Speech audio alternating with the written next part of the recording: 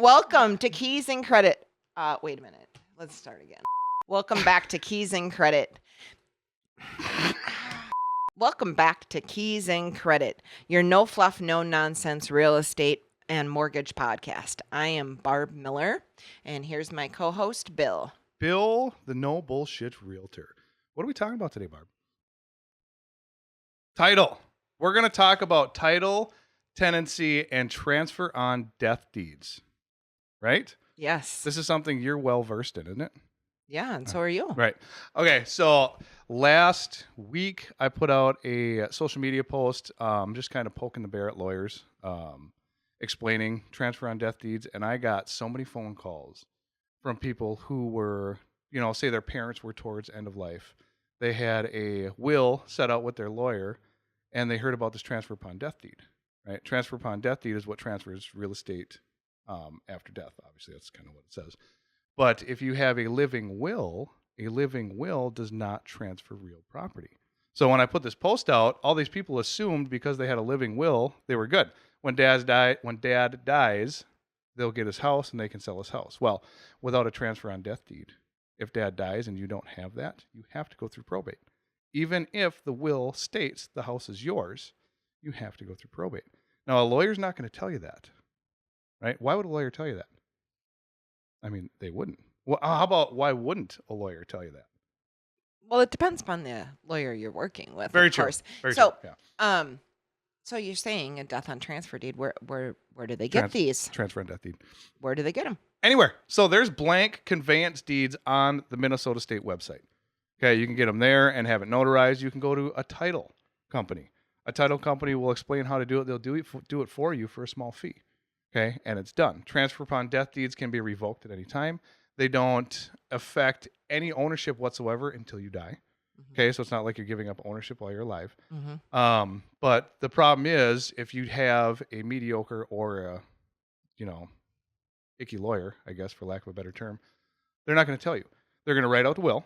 They're going to say everything's good, and once dad dies, you're going to have to go through probate. Probate's going to take 6 to 8 weeks, sometimes months. The lawyer's going to give you a bunch of billable hours. You're going to have to pay for it, and you'll get the property eventually. The courts are just going to make sure it's legit. Now, if you do a transfer upon death deed, you avoid all that. Right. Okay. A lawyer could draft that as well. Lawyer could draft it as well. Mm-hmm. So then, would you just have this in hand, or is it recorded somewhere? It's always recorded. Anything you do with title, anything you do with property, if it's legal, it's recorded. It's always recorded. Recorded at the county. Yep, and you can look it up if you don't know if you have one. Say you don't know if your parents got one of these. Okay, you can look up the last recorded document on the property. It's always available. You can call a title company if you don't know where to look. They'll find it for you. Usually you can find it on the internet, or you can go into the county courthouse and say, hey, can you show me the last deed of record? And the last deed of record will show if it's either just theirs or if they did a transfer upon death deed. Okay.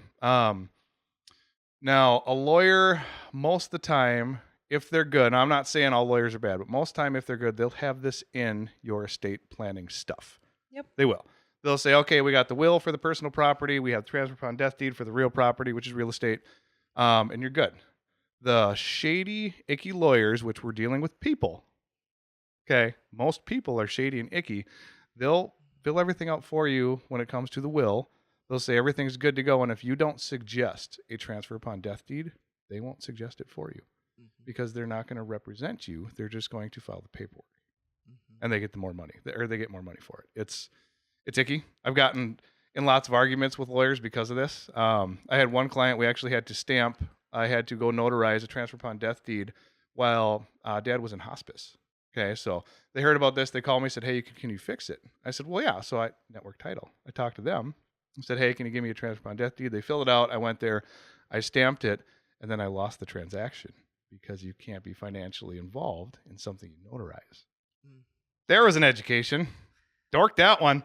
But long story short, they didn't have to go through probate. It didn't cost them a bunch of money, right? Right. And say dad dies, they have a living will, and they go to sell the property, okay? We get it under contract. Say we list it, we get it under contract. All these people forget about title. They forget about, this stuff is important, right? Mm-hmm. They'll just list it. You get under contract. You send it into your title company. Your title company will stop it. Say there's no way this can happen. It needs to go through probate. this purchase agreement's null and void because they're not the owner, Right. right? I mean, I've had that happen as well. yeah, seriously. And Mhm. on a lender side, you see it too because I do. it stops. You Right. can't borrow money to somebody or borrow money on a property that the person doesn't own that's selling Right. it, right? Correct. I mean, Yep. and then what? Has to be the owner of record. Well, then it's a delay. Yeah. And so probate will take, 4, 6, 8 months Yeah. and lots of money. Lots of money. And Mhm. I mean, the time involved in that. So now you're losing your pre-approval, interest rates go up. I mean, there's so much that comes with probate Mhm. because you didn't have a transfer on death deed. So just to reiterate, a living will does not transfer real property. It does not. It won't. State of Minnesota does not allow it. The rules state that if the owner of a property is deceased and a new owner does not show up to claim it, it goes back to the original owner. Okay, this is a summary. The original owner is the state of Minnesota. So they want your property. The government is not your friend. Okay, they want your stuff. So if you had a living will, nobody came to claim the property, you went through probate, and they decided that it wasn't yours, guess who's taking it? The state. That's what probate's for, is to make sure the state doesn't get to take it. You can edit that out. Wow, You shut your... Bill. Well, if you had better microphones, it wouldn't have picked that up. But yeah, so when it comes to that stuff, the reason there's probate is because of that. The state wants your property, okay? The purpose of a transfer upon death deed is to just avoid that entirely. Well, right. So that your kids can sell the property Yeah. Instantly. Right? It's an and not instant have to transfer. make payments It's an until probate's done. Yep, it's an right? instant transfer of as soon as you die, that property gets transferred to whoever the deed says it gets transferred to, Mhm. right? And you're done. You own it. I mean, you need a few things like a Death certificate. death certificate, things like that, but you don't need a judge to sign off on anything. You don't need a lawyer. Lawyers are going to get pissed. But today, that's the point of this, is to poke at the icky lawyers that aren't telling you this stuff, okay? When it comes to my job, Barb's job, we have to make sure that we're covering everybody else's ass, right? Because a lot of people, and we've seen it, where we get all the way from listing to purchase agreement to negotiations to second negotiations to appraisal to title end because it needs to go through probate. It's Cody's fault. Would you recommend anyone to have a transfer on death? What did you call it? Transfer on death deed? Yep. Transfer on death deed, also along with a will. Absolutely. Yes. If you took the time to go make a will and you have real estate, that needs to be in there without question, 100% of the time, all the time. So you're young, don't have to worry about it too much. Should be all right. We don't know our expiration date though, Yeah, Right. so I'm high I risk. suggest it. None of high us are getting out of this alive, just in case anybody didn't know that. But if you took the time to do a will with a lawyer and he didn't suggest a transfer upon death deed, go back to him and say, hey, I want to include this. He can draft it for you, notarize it, and you're good. He'll record it. You're off to the races. You're just fine.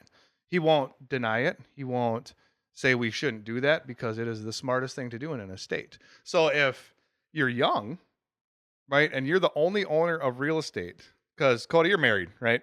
Yes, Of course you're married. barely. Kind of, sort of. You just got a new Jeep, I'm though, just so kidding. you'll be No, married I'm for a just while. Yes, I am Um, married. But since you have a wife, okay, if you die, depending on, we can roll this right into tenancy. If you die and you took title as joint tenants, okay, you die, she gets 100% of your share of the property. Yes. Without question. There's no worries about it, okay, because that's how you took title, right? They explain Because that to you. even if the asset is just in my name, but we're married, she automatically assumes all of my assets. Unless you bought the property prior to marriage. Oh, I okay. had one recently where a seller was selling a property. She was married to her husband for 20 years. He bought the property prior to their marriage. And so he bought the property prior to their marriage.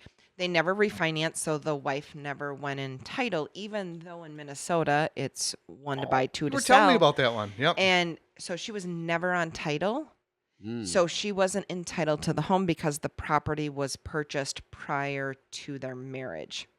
Good to know. We did buy our house while we were married, though. Okay, so that's good. we don't have to worry about it. But yes, so in that situation, the house actually, because she's not in title and there was not a will, would be going to his one son because he only has one child. But that son is deceased. So then it's going to the son's 3 children. Mm. And 2 of those children were minors and 1 is an adult. So, yeah. Greed What is a nightmare. wicked Yeah. beast. So we've seen. Yeah. So, anyways, Oh. that's how that one's rolling out. So, So she when- can't sell it. Yeah, and when it comes to estates like that, when greed shows up, so we've done lots of estates, lots of trusts, lots of divorce, things like that. If there's a couple $100,000 property that you didn't know you had, and all of a sudden now you know you have, Mhm. but somebody else is trying to buy it, you're going to Mhm. say no. I'm going Mhm. to keep it and sell it myself, Mhm. right? So Right.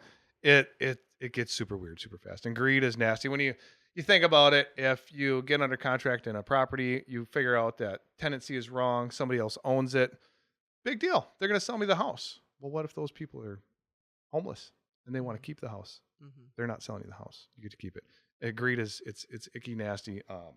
Yeah. So when it comes to tenancy, so Cody, when you closed on your house, your agent and your title company explained the difference between joint tenants and tenants in common, correct?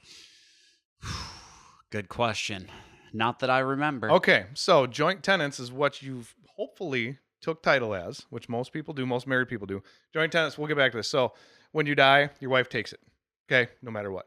If you do tenants in common, right? So that means anybody. That's that thing I sent you. Yeah. That means anybody can take title together, okay, but they're taking it separately. Mhm. Okay, let's delve into that. So tenants in common means if, say, you and I buy a house, we're not married, we take title as tenants in common, I die. It's up on the screen right next to you. Yep, so right there, we're talking about the first one on the left. If I die, my half of the property goes to my kids Mhm. or whoever my estate is, okay? Mhm. It doesn't go to Barb. Right. If we were joint tenants and I died, it would go to Barb entirely. Okay. So depending on how you take title, if you took it the wrong way and answered the wrong question at closing, because you're all excited, your agent's giving you high fives, Barb's there, she gives you a bird feeder. I mean, all this crazy stuff happens. You answered the question wrong because nobody was paying attention, and you took title as tenants in common. Okay. It's fine. You're living in a house for 10 years. Your wife dies. Okay. You're like, all right, well, now So I own a this house. is for those people who are just together for long periods of time and don't get married legally. Or right? investors. There's investors too. Mhm. That live in the same property? Do you have to live there in order to? Nope. Nope. No, No, okay. it's just how you take title. Oh, so how the okay, ownership got is. it. It's how you state ownership. Got And it, okay. they call it taking title. But say she kicks the bucket. You assume that the house is yours for the next 10 years. You go to sell it in 10 years.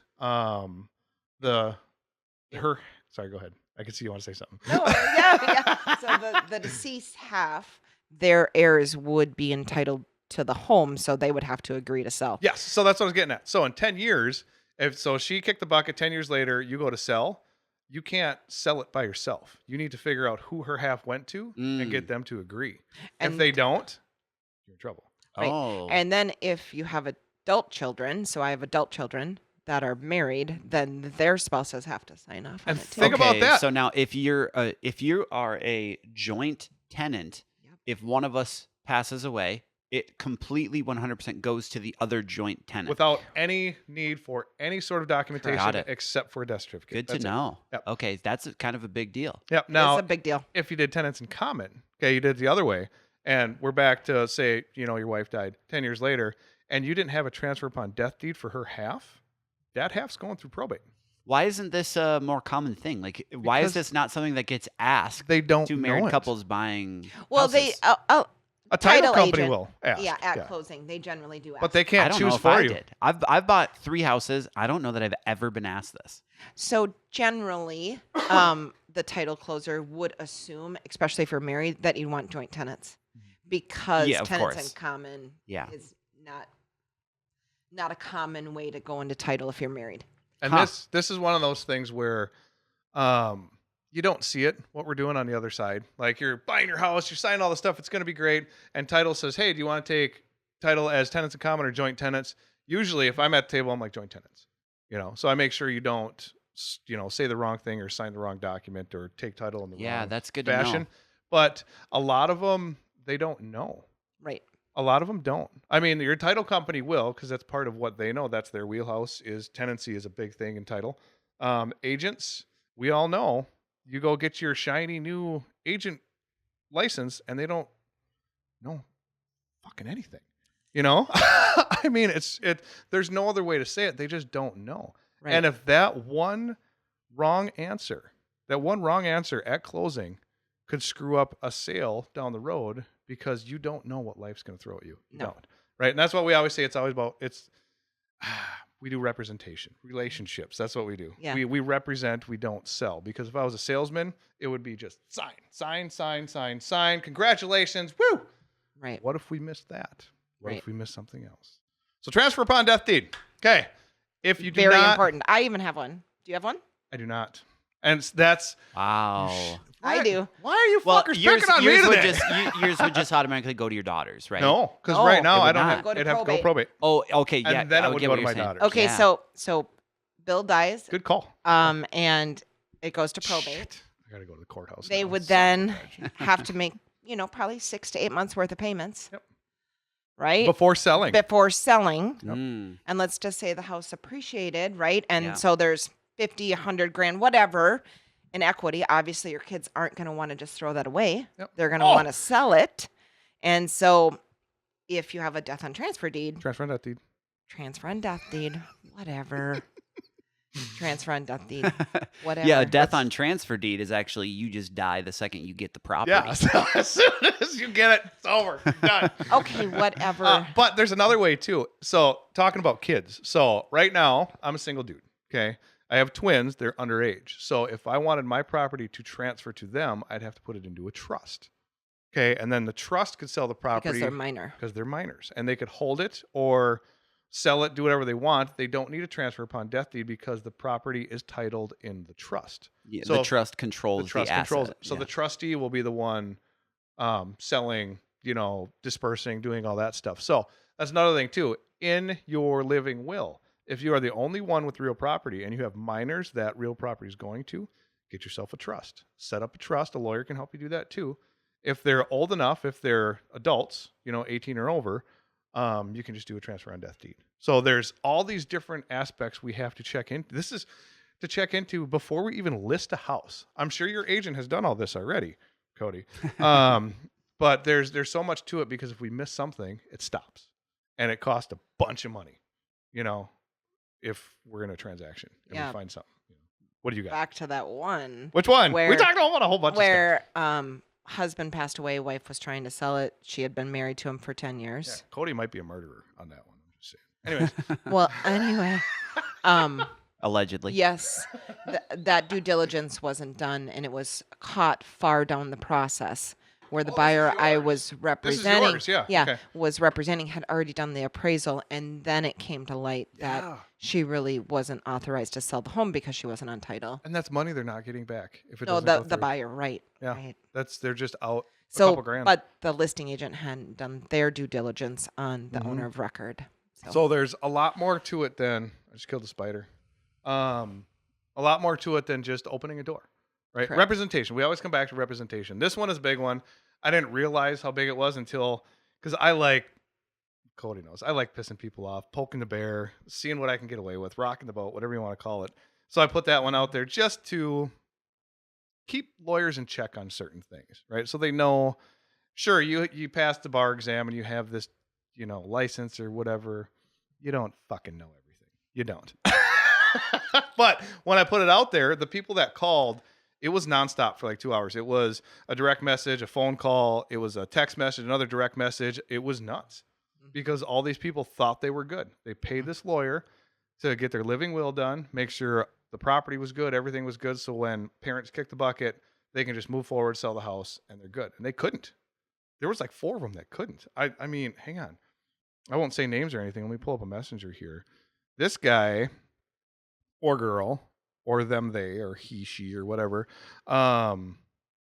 Where is he? If I can find it. So 10 years ago, this happened. Tenancy. Tenancy was wrong on this. I'll just go off of what I can remember. So 10 years ago, his dad died. He thought he got the house, but his girlfriend took tenancy. So his dad conveyed the property on a transfer upon death deed to his girlfriend without telling anybody. Okay. So when dad died, and this was only girlfriend of a couple years or two, when dad died, she took it, gave it to her kids, and there's nothing legally he could do. That was it. Mm. that's how icky this can get and how quickly it can go down a dark hole. You know, Well, it's, yeah. a lot of that's perspective too. You know, What do you mean? in this scenario, that probably is not the right way that it should have worked out. But at the same time, True. it's Very true. all Yep. perspective. And if that was something, maybe she borrowed him $200,000 and he gave her the house, you know, as collateral or something. That could be too. But the And question, Dad should have maybe had the conversation Yeah. with his heirs, Yep. like, and this that's is just what it. I'm doing. So this is all one-sided too. So this is all. Right. This is how you should do it if everything's on the up and up and legit. Correct. 95% of the time, it's not. Right? I mean, what do we say? I don't know if we should say this out loud, but buyers are liars. That is a sellers. common term. Sellers do that too. You'll ask. I'm dealing with one right now with a corporation. They're like, "Hey, Bill, we're going to buy this. We're going to put this piece of land next to a substation. Can you do up to PA?" Sure. And I look it up, and here, Mom owned it. Mom died. She conveyed the property to like cousins or something. And the guy's like, "Well, I can sell it." It's like, no, you can't. The last deed of record shows who the owners are, and it's not you. That doesn't, just because you say so doesn't mean that's what's happening. We have to go by the law. I mean, Right. you can't transfer property if you're not the owner. It just doesn't work. Right. So, transfer upon death deed. Living will does not transfer real property. Say it enough. A living will does not transfer real property. Ever. No matter what anybody says. Thanks for tuning in. Where the only thing inflated isn't the market, it's your knowledge. If you found this helpful, share it with a friend. Leave us a review. It helps more than you think. More than you can imagine.